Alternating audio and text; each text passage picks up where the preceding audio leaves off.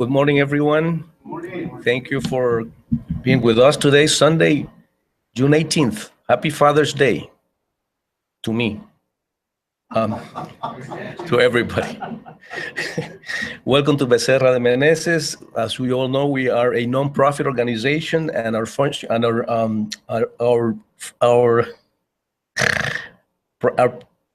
our mission is to promote the practice of spiritual and material charity. We're non-profit. We only work with volunteers and donations. Our telephone number is 305-477-4148. Our email is info@spiritist.com, and our website is www.spiritist.com. We're broadcasting live on YouTube, so please, we appreciate that the phones are in vibration or off. Thank you. Donations are greatly appreciated, as you all know. Thank you. And we like to invite you to listen to our podcast 24/7. More than 500 programs in all three languages, English, Spanish, and Portuguese. We have great speakers and great themes. And for those that don't come to classes, this is a great way to learn. It's easy. Simply enter the site www.radio.spiritist.com and click in the program of your choice. Today, as always, as every Sunday, we are going to read from the book Our Daily Bread, which was written by Francisco Candido Javier and was dictated by the Spirit of Emmanuel. We'll be talking about chapter 44, Healing. Heal the sick who are there and tell them, the kingdom of God is near you. Jesus said this in Luke chapter 10, verse 9. Jesus truly cured many sick people, and in a very special way, he recommended his disciples to do the same. However, the celestial physician did not forget to summon the divine kingdom for those whose human deficiencies were being restored. It does not interest us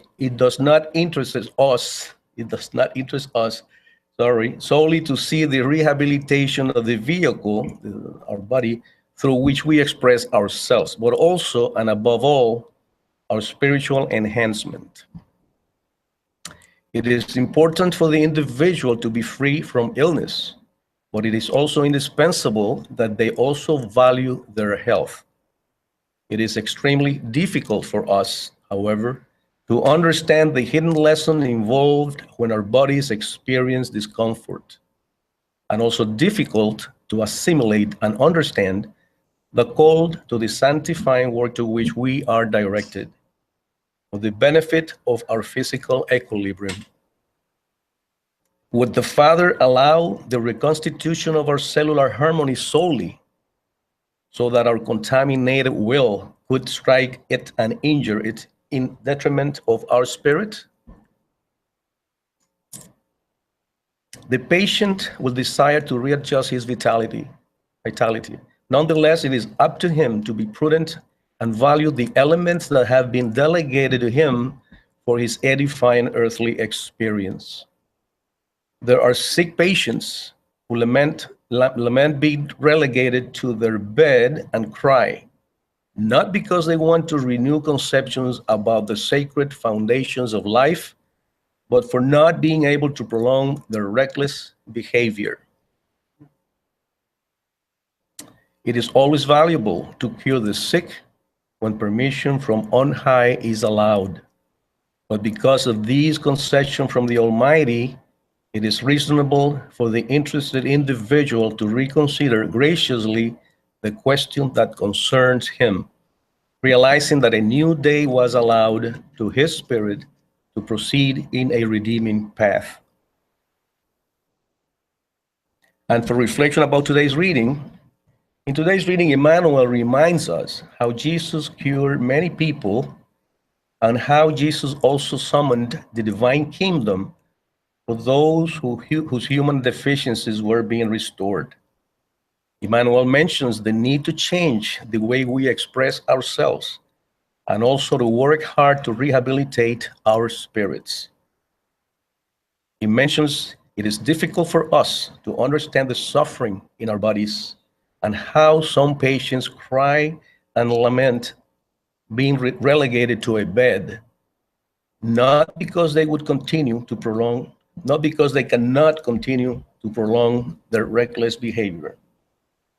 Let me read that. Not because they would want to change their past, but rather because they cannot continue to prolong their reckless behavior.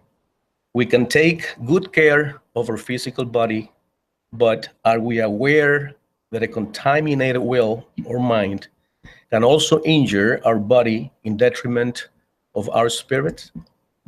Food for thought. And to begin today's gospel, could you please help me with a prayer? Let's take a deep breath, relax in our chairs, close our eyes, elevate our thoughts to the Almighty, and let's thank Him. Let's thank Him for allowing us to be here today.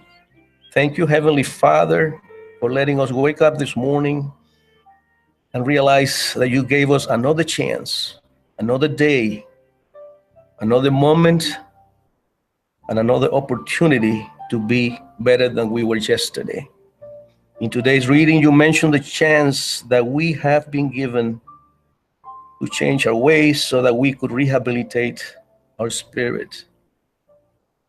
You also reminded us, dear Lord, that we should take good care of our health, but also to make sure that we do not contaminate our mind, our will, our thoughts, or our verbal expressions.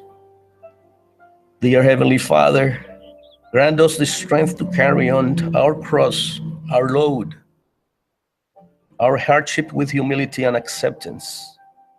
Our load is very light compared to the one you suffered, dear Lord.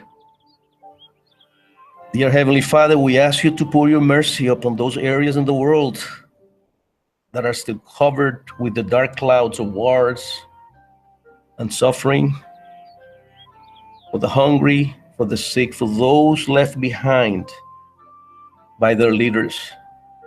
And finally, dear Lord, we ask you to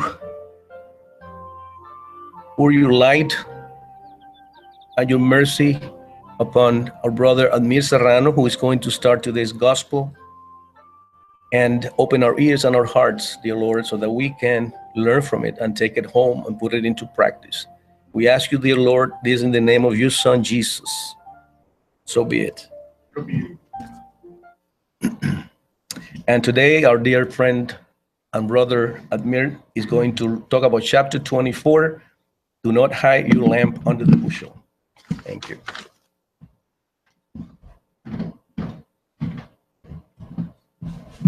Good morning, everybody. It's a pleasure to be here. Very nice to be here in this house of prayer and learning, especially in today here in the United States. And this message also to those who watch us on YouTube, on Becerra de Meneses channel. This Father's Day here in America, probably in the rest of the world is in August, right? Second Sunday of August, but here we do it earlier, so in June. So my congratulations and to parents, to fathers.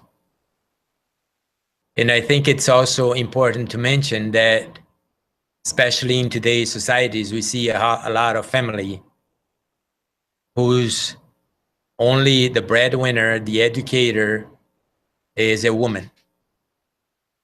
So she is fulfilling at the same time two roles, that of a father and that of a mother at the same time. And it is also true that there's also a lot of fathers who take the responsibility to raise children by himself, also fulfilling two roles, that of a father and that of a mother. So regardless of the day, this Sunday, my daughters reminded me on Friday that today was Father's Day, because I had forgotten. Because to me, my role as a father is every day, every minute. And my main concern, the reason of my living and the reason of doing things that I do, I have only some special people in mind. Those are closer, that are closer to me. My daughters, my grandson, my wife. My main responsibility. My close responsibility. In my life's mission, although everybody, I think, would like to do great things, which is great, change the world. That's a good thing to do. But all those grand dreams and desires are most of the time left to a few people who have come to earth to do those great things. And we have examples like Jesus, before Jesus, Siddhartha Gautama, the Buddha. Then later we had other great souls coming to fulfill great missions. We had Martin Luther King, Gandhi before him. But for us, for most of us, our mission and our job to change the world is a very small portion, a very small number of people. And this small number of people congregate in our families, our children, our grandchildren, our spouses. And those are the people who we are responsible for. And so responsible and so important that, as we understand in Spiritism, we are here on earth, gathered together with souls who are part of our spiritual family, and with whom we planned this journey together here even before we reincarnated. There was a matter of a component, probably the strongest one, a component of trust, blind trust. Because when we are in the spirit world, when we are not in material body, that our consciousness, our spirit is much freer, and we are able to see things in a different light, that we can know and understand all, the future lives, the life that we will come here on earth. When we take the body, we can know that, we can see it far into the future of our incarnation. But when we take the physical body, then we are all this great spirit that we are, with all the great knowledge that we have, we come in a body that is very limited. And we come for a very specific mission, have a specific work, and we're able to use just part of the knowledge that we can use. So get together before we reincarnated with those people that we are living together today. Those people who are waiting for us at home, or those who are here. We have that responsibility because we agreed to be together. And we promised, in a way, to be there in the time of needs. And the family, the souls incarnated in the family, come together to help each other grow. So our role in the family is that of a spirit working together with other spirits in the same road of evolution, struggling to make their own progress. So regardless if we are now in the body of a woman or in the body of a man, of a male body, we as spirits, we don't care which body we're in. We are here to learn, and we are here to fulfill a mission that we wanted to fulfill. And for that, we have a lot that we can contribute, because besides doing things that we're doing to help other people grow and evolve, we are also working on our own evolution, on our own growth. And nobody can do that for us. Our work of progress is individual, and we are the only ones responsible for it. There are obviously other people with us in this journey, starting with our close relatives, that can help us progress faster, offering us challenges and putting or making, helping us express all that we have that we could. And sometimes, and obviously the great expression that we can have and share is love. Obviously, they also help us shape our characters by taming other emotions that only the physical life, a physical body can do that, such as patience, for instance. Tame our anger, which is very detrimental to evolution, not only our evolution, but human evolution in general. So we are here in this life today because we chose to be. We chose to be here because also prior to our reincarnation, we studied our lives, not only the previous one that we had just left, but we can also study our journey, our spiritual journey. And we are able to see what we have learned so far. And we also will be able to know and see what we need to do. What are the lessons we need to learn and master so that we expedite, we speed up our progress towards perfection. And by doing all this, by knowing what we still need to learn, and by being here, by coming here, we have all the tools that we need in order to brighten up our spirit, lighten up our spirit, give light to our spirit by removing all the dark things, the imperfections that prevent us to shine more than we should, because we are already light. We have already accomplished many things. We have already crossed many hurdles. We have progressed a lot to this day.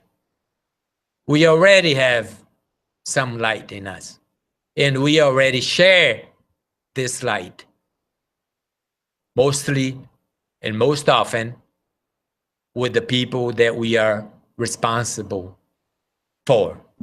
And these people are the people closest to us. When we see the darkness still, that this dark clouds hanging over the world, especially in certain areas, we see it as them, as they, as those places, as the evil of humanities or evil of humans. We see them with see they. But that they, that humanity, that society is us. Each one of us. we are not separated from it. So when we see the evils of the world, we judge first us. Because in all these places, even within our own group of friends and families and stuff, we see that too. So it's not them or they, it's us. Because each one of us is a cell that composes the body of humanity. Like a cell composes our physical body. If one cell is sick, the body is sick. And the more sick cells in the body, the worse the condition of the body. So to heal the body, we heal the cell, either physical or of humans, of us as a member of society. So the change of the world starts with us. The peace of the world starts with us. And by doing this, by working on our perfection, a little bit each day, we are enlightening ourselves, brightening the greatness that we are. And by doing that, it is automatically that we also light the life of people around us. If we turn this light off, the whole room is going to be dark. Not just one spot. Maybe we have spotlights that could do that. When it lights up the whole thing, the whole place. And that is what we do when we better ourselves. And Jesus, our master and model, he knew of our greatness, and he knew of the potential that we are, and he knew how we could not only improve ourselves, he came here to bring all those teachings to help us attain this bright light. So he goes up on the mountain and he sees the multitude, all those people there, all people seeking him to give them a new direction.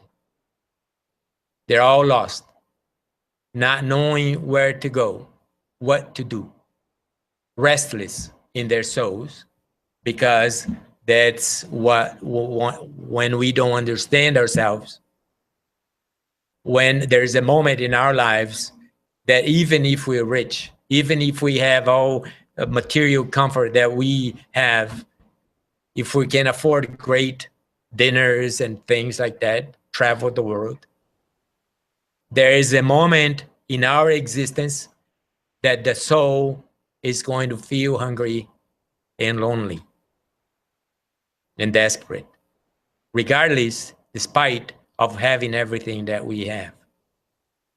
And that is the moment that most of us, it happened to me and happened to a lot of people who I know. That's when you try and you start looking for answers. Who am I? What I'm doing here? So know thyself. We start asking questions of our true reason or our true nature.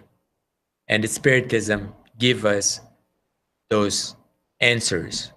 And Jesus was not only him, there were others before him. But at that moment, those people down on the mountain listening to him were seeking a new direction. They were thirsty for knowledge, thirsty for someone to guide them to quench the thirst or the hunger that not their bodies craved, but the spirit. So one of the first thing that he tells those people, regardless of who they were, of what they had learned so far, he tells them their potential of what they truly were, the greatness that not only them, but now we know that all of us. And this is one of the most beautiful of his teachings, the confidence that he had in us. First, he tells us that he is the way, the light, and the life. And then he tells all of us what we are or what we can be. And we are indeed the light of the world. And that is not a small thing to hear from that great guy, the greatest that has come around for many centuries. That's not a small thing. That's something that we should take seriously. And then he tells us, you are the light of the world. Not only that, this light that you have, keep it just for yourself. You need to share with those who are seeking it, who are looking for it. And he was the greatest example because he already came enlightened. And he knew of his work on earth to spread that light. So how did he do that? By bringing new teachings, by bringing a total new philosophy of life. One that has a basic element, which is love, cultivation of love in us, also growing this and spreading it around. So that everybody, it's like a fountain of light that we are indeed. Sometimes we can only shine one person or help one person, but that's great. Because today we have this great light that can brighten things tremendously. But I remember that the first light that I saw lighting the shack that we lived in the farms of Brazil was a kerosene lamp in a Guaraná bottle. It was just a small light, but it made a huge difference. I could see the holes on our dirt floor that I had made to play with my marbles. It was just a small light, but it was enough for that. And so my parents, with the knowledge that, the limited knowledge that they had, some light in them, that they passed on to me. But as we progress, and there's more things, more knowledge, more people around, and we gain more knowledge, we have a better consciousness of this one thing, this togetherness, this one element, huge element is that we call humanity. And we understand the interconnectedness in everything and our role in it. And we do that because we have attained already a level of consciousness that we are able to see better, to see bigger, and to understand all that we are part of this creation. And we learn from Spiritism, and we learn from Jesus himself that we are co-creators of God, being here on this earth to evolve ourselves, to better ourselves. And this is automatic that by doing this, we will inevitably, and it is a law of life, a divine law, we will spread it to other people. Many times without saying one word. without uttering a sound. It is our actions that people see. And many people learn from the actions they see others doing. And unfortunately, bad actions or good actions. So now that we know the difference, that we know how responsible our responsibility in trying to make this a better world by making ourselves better, we know the importance that we have in this whole thing that we call humanity. So this is what Jesus tells us, give light to everyone in the house, whatever we are. So, and we are, as we learn in Spiritism, we are co-creators. We're here to help God making this a better world, or making his children better spirits, more progressed, more advanced than they were, or than we were before we came here. And we do that each day. So being God's handman, Jesus is then telling us what we do with this knowledge that we acquired.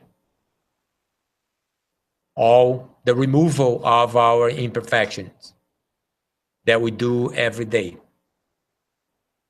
Taming our bad inclinations.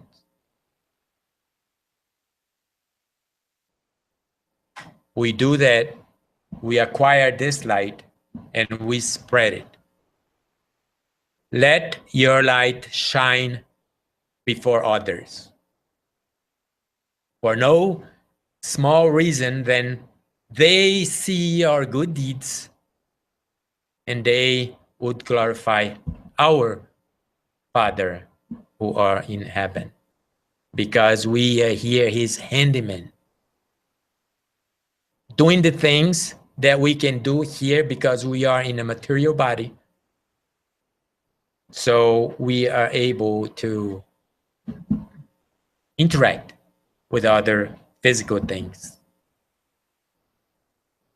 Now, what are these good deeds that we should do that would others see and would glorify our Father who is in heaven? The first one, unconditional love. Love, there was a spirit who told a person who had a near-death experience one of the most beautiful piece of knowledge. Love is the only way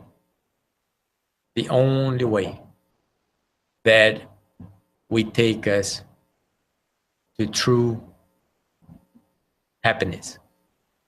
No other way. Compassion, forgiveness, charity, benevolence, and healing, as we read in our daily bread. Emmanuel saying, forgiveness is one of the toughest impediment, obstacle for us to give unconditional love, or not being able to forgive, holding a grudge. That is something that hurts us deeply. When we don't give forgiveness, or when we lack, or when we don't ask forgiveness either, we are ruining our lives, and we are darkening whatever light we have attained so far. Lack of forgiveness, holding grudges, not only gives or is cause for physical illness, but the opposite, when you're relieved of that, when you learn the importance of forgiveness, and when you forgive or ask forgiveness, it has such power that it heals even cancer, and also expedites healing from surgery, and that is scientifically proved. So this is our good deeds, unconditional love, compassion. To whom? First, obviously, those around us, those that close to us, that we have already made a commitment to be with them and be their partners in their own evolution and ours. So we do it in small ways, close to us. We do it at home. That's where we practice. That's where we work out our evolution. Those who are with us every day in their lives, a family. The greatest laboratory for spiritual evolution that anybody could ask for. And such is the wisdom of God at home. We don't need to go anywhere. We already have it. It's already there now, at this very moment. Greatness is our destiny. This is something else that Jesus believed, and that we should believe in this greatness that we are now. But many times we don't give credit. We have been through things. We have been through unimaginable experiences, because we are not the age that we are now. Those who lived in Brazil before, or other countries, and today are here in America, this is not the span of our existence. If we are 50 or 35 years old, whatever we are not this old. Our body is the age that we count. The spirit, we cannot imagine how old as a spirit we are. We cannot imagine how old as a spirit we are. And all the amount of knowledge that we have acquired throughout our evolution, from a primitive atom to what we are now. We have done so many things. All the problems that we have now that we think it is great is nothing compared to the greatness that we are. Nothing, absolutely nothing. Insignificant. Just like Earth is a speck in the greatness of the universe, all these little problems is a speck in our existing things that we've been through. We can pass with flying colors every vicissitudes, every trials that life gives us here. If we believe in this greatness that we are, it's a piece of cake. Regardless of how big we think it is, it isn't. It does that we give us this dimension, this big dimension to problems that if we compared to how big we are to face them, they would be like nothing, trivial things. And Jesus knew it. And he says, that is in John, when he's talking to Philip, those who believe in me, the works that I do shall he do also. Not only that, greater works than this shall he do. Now, this is again Jesus saying that everybody that was there around him, learning from him, are able to do greater things that he did.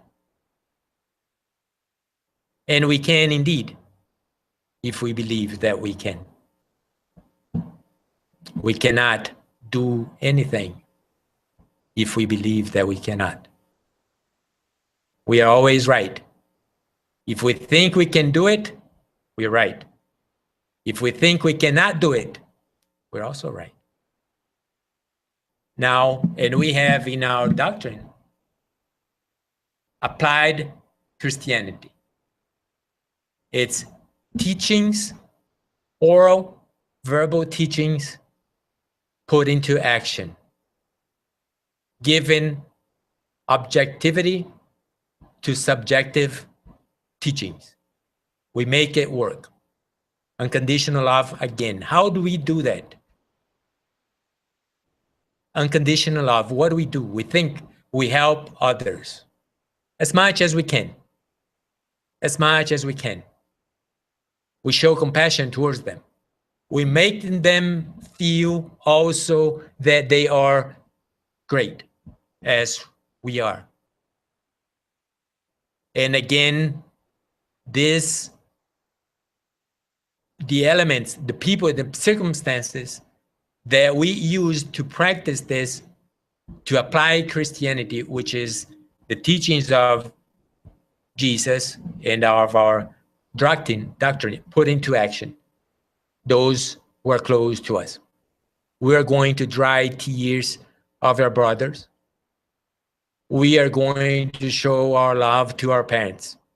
We're going to forgive friends, all those who are with us. And we're going to be kind to everybody who comes near us, seeking harmony, seeking a little peace once in a while. We are going to offer that, and we are able to offer that. In our homes, especially in this special day, each one of us, our role is to be that spot of harmony, that spot of peace, that spot of light that is going to affect the whole family, our home, where we are. And so important it is that we're not only shedding light to people, but also to plants. Whatever living being we surrounded by, all this positive energy that we are spreading will have a positive effect. And guess who is affected positively first? Us. Each one of us, because we are emitting, we are radiating all this that a advanced or advancing spirit shall. Harmony, peace, light, knowledge. So we already, by doing that, we are all practicing it. And by practicing it, we are surely in the right path towards perfection, regardless how long it takes. So we are, each one of us, being in spirits or not, even in other religion, we are apostles of Christ or of other teachers. If what we show others, what we teach others are good. So Jesus tells us that.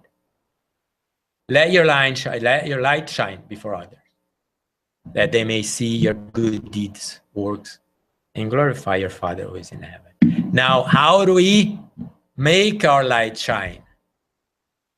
So how do we do that? We make our light shine in everything that we do that help us improve ourselves and others. That's how we share our light. Any contribution that we make that helps someone move forward. Encouragement. Help if we can. So that we help that person move forward.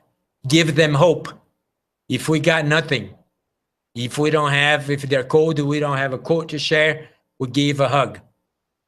We have 97 degrees Fahrenheit in here, stored in every part of our body. Share the warmth. We have it, that too. Cheer them up or help them become better than they were before. Lending a hand to someone, soothing their pain, drying their tears, being there in a moment of need, making this world more peaceful, more just, and more loving and happier. That's how we make our light shine. And we start by making this world peaceful, more just, more loving and happier, doing that ourselves, because we are a cell of humanity. Together, we are the entire humanity. Brighten our light. We learn to love and practice it.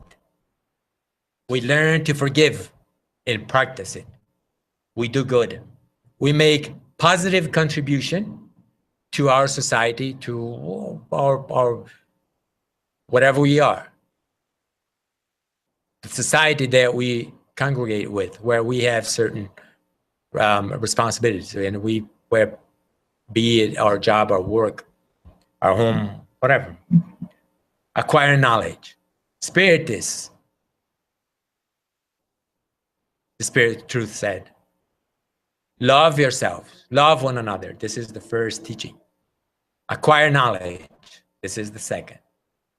So now that we know, now that we had this great guy telling us all this, that we are the light of the world, and already knowing that we are in this path of betterment, of improvement, because that's the very reason that we are here today, that we are indeed brightening our light. And we also have attained a level of consciousness and of understanding that we know at this very moment all the things that we do, the thoughts that we think, and the feelings that we have. We know those who are a little dark, and that unfortunately it fades our light a little bit. But we also know that if we remove them, it's like cleaning the dust of a lamp. We are going to make it shine brighter. We already know. We have in our hands the tools to be great, to shine, and also the opportunity to share that light. It doesn't have to be with the entire world. We start at home with those who are together with us, who have shared our pains and sorrows and our happiness. That's our laboratory. That's where our main responsibilities are, and that is our mission. And we should do that so that God will see that we are doing a good job helping not him, but the children who he loves so much. Thank you, and have a great rest of the day and a great Father's Day. We're not gonna have individual passes in a cabin today, so we're going to do a prayer, and within the prayer we are going to do the collective passes. And we here in this place, we are not only surrounded by us here in the human bodies, but also by spirits, especially those spirits who work in this house with us today, and those who work in the healing of passes and so forth. They're also here, and it doesn't matter if we are there, if we're here, we're going to be treated the same way, with same love and same energy that it would be shared if we were there. So we're going to relax, quiet our minds, and imagine the great healer, Jesus Christ, our Master and our model. We're gonna imagine Him, light flowing from Him, healing light, loving light, peaceful light that He shares with us, with our light,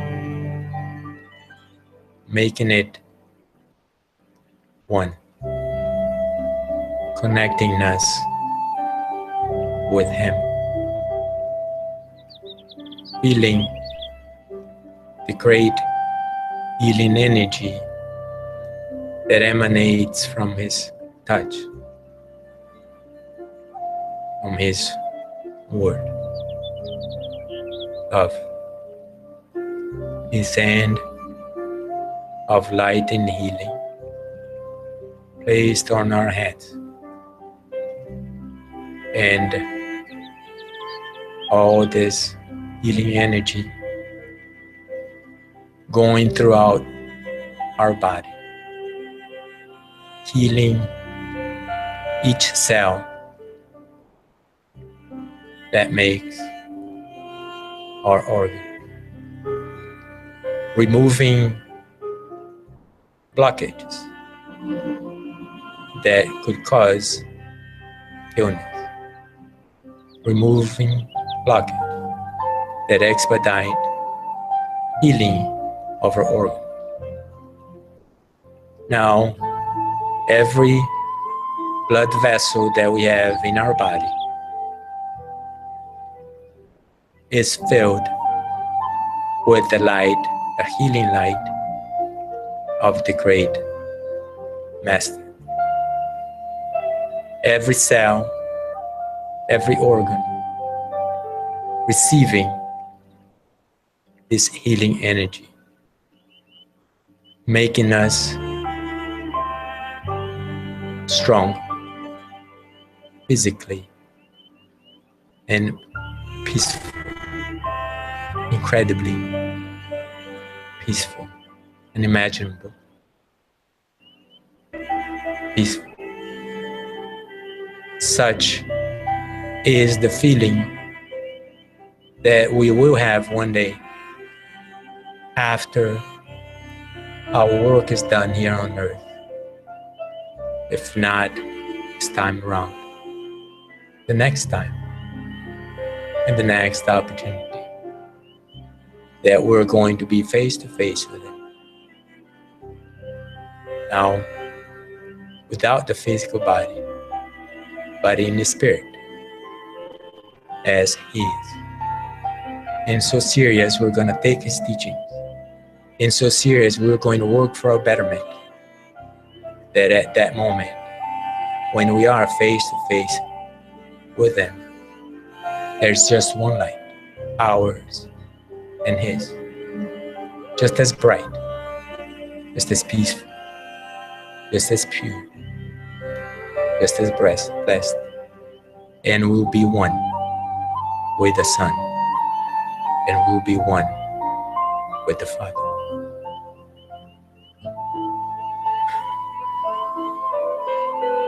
So be it.